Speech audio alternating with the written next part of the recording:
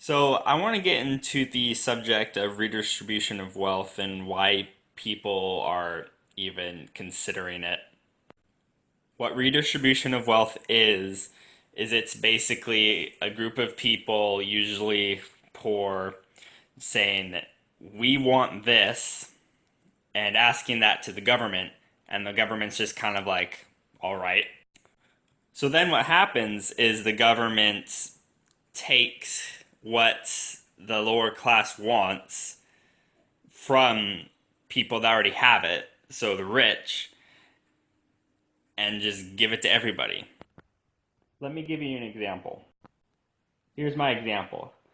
Let's say that somebody or just sees this poor person that wants an ice cream cone, but they can't have an ice cream cone because they can't afford it.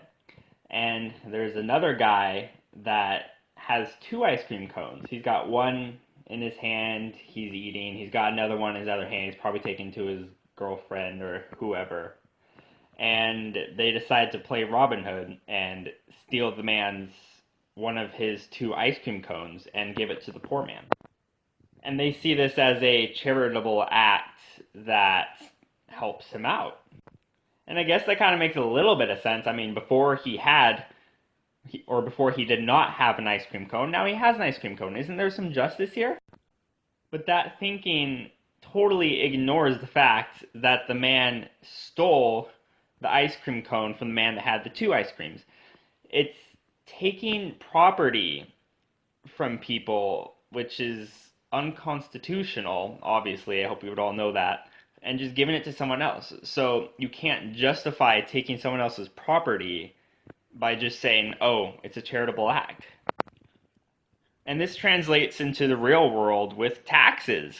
You get plans out there that are like, we're going to give health care to everybody in the United States. We're going to give everybody free education.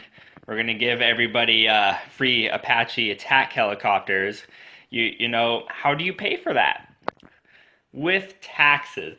And everybody's first target with taxes is always the rich because they've always just got a bunch of income just laying around, right?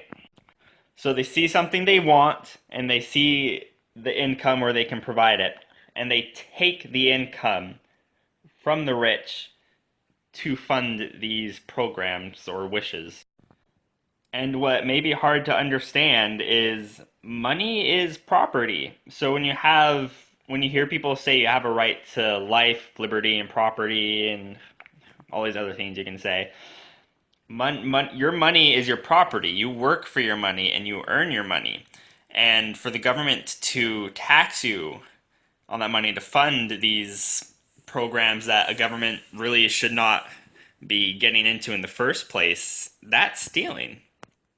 Because it's not like you have a choice not to pay taxes. Everybody's got to pay taxes, and if you don't pay taxes, you get in trouble.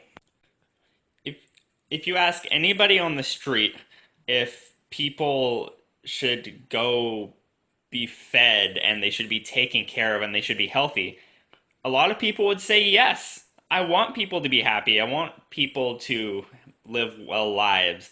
But the means that people are finding solutions to that are just not right and are just despicable. If you give the government the choice to choose whoever they want to take money from, at first it's a good deal because they're taken from the rich. It doesn't affect you. But then you realize you put that power in the government and now they can come and take your stuff away. And this goes back to the governmental concept that a government is supposed to provide equal rights, not equal things. And everybody confuses the two, but they're different.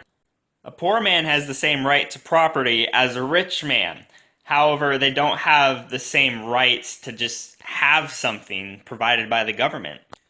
Anyways, I hope this gives a breakdown of redistribution of wealth and why I disagree with it. Thank you.